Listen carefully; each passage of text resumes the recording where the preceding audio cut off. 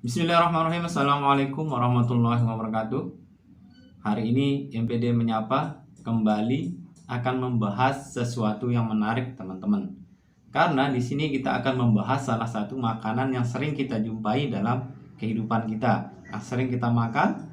Karena makanan ini selain harganya yang murah dan rasanya yang enak, makanan ini juga pun diminati, disukai semua kalangan, teman-teman, dari anak-anak, orang dewasa, bahkan orang tua suka makan makanan ini. Makanannya apa? Makanan itu adalah tempe, teman-teman. Nah, di sini kita akan membahas tempe, teman-teman.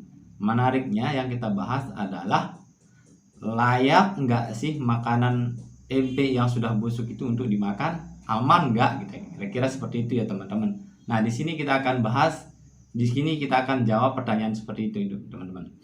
Nah, yang pertama adalah tempe itu dibuat melalui proses fermentasi, teman-teman, dengan bantuan jamur Rhizopus sp.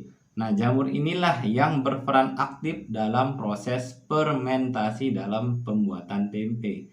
Nah, tempe itu sendiri mengalami dalam pembuatan tempe itu sendiri melalui dua proses tahapan fermentasi. Yang pertama adalah fermentasi oleh bakteri selama proses perendaman kedelai, teman-teman.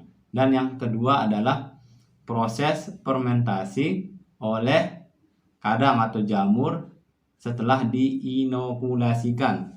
Nah, itu adalah dua proses dalam proses fermentasi dalam pembuatan tempe, teman-teman.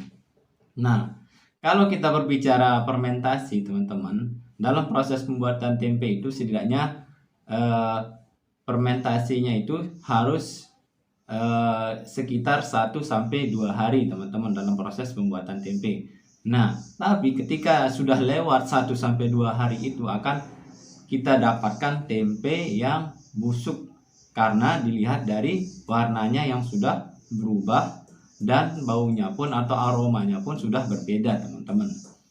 Nah, dari sini kita dapat memahami bahwa tempe yang busuk itu akibat dari proses fermentasi yang terus berlanjut, teman-teman. Itu ya. Nah, di sini proses fermentasi yang terus berlanjut ini akan mengakibatkan protein yang terkandung di dalam tempe itu mengalami degradasi, teman-teman. Artinya bahwa protein itu dipecah menjadi senyawa yang lebih sederhana sehingga terbentuk yang namanya amonia. Nah, amonia inilah yang penyebab utama perubahan warna pada tempe dan mengeluarkan bau yang tidak enak, itu ya, teman-teman.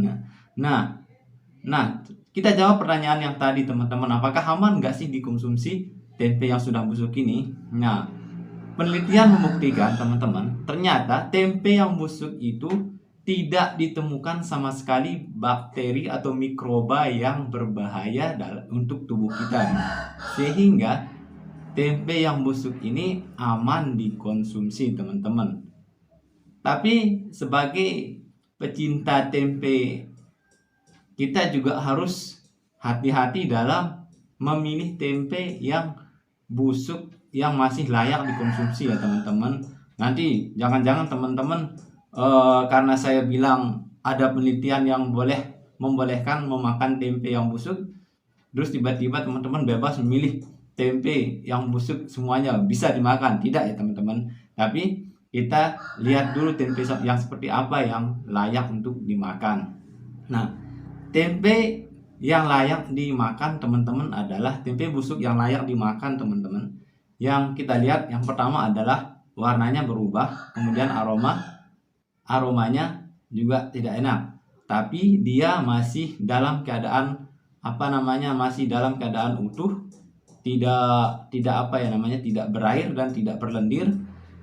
Ketika teman-teman sudah menjumpai tempe yang sudah dalam keadaan berair, kemudian berlendir, kemudian apalagi sudah ada cacingnya di dalam atau ulat-ulatnya, itu nggak usah dimakan. Takutnya nanti, teman-teman, di dalam tempe itu terdapat bakteri patogen yang justru membahayakan sistem pencernaan kita, sehingga dampaknya kita akan mengalami beberapa penyakit pencernaan seperti seperti diare, kemudian mual-mual dan yang lain-lainnya teman-teman. Jadi kita harus tetap hati-hati memilih makanan yang kita konsumsi. Jadi kesimpulannya teman-teman bahwa pertanyaan kita yang pertama, bahwa aman gak sih kita mengonsumsi atau memakan tempe yang sudah busuk? Jawabannya adalah aman teman-teman ya, karena penelitian membuktikan bahwa di dalam tempe yang busuk itu tidak ditemukan mikroba yang berbahaya bagi tubuh kita. Itu ya teman-teman. Nah, sekiranya video ini bermanfaat, ya silahkan teman-teman dukung video ini dengan menekan tombol subscribe yang di bawah dan share video ini agar teman-teman kita yang lain mengetahui video ini. Terima kasih, sekian dari saya. Assalamualaikum warahmatullahi wabarakatuh.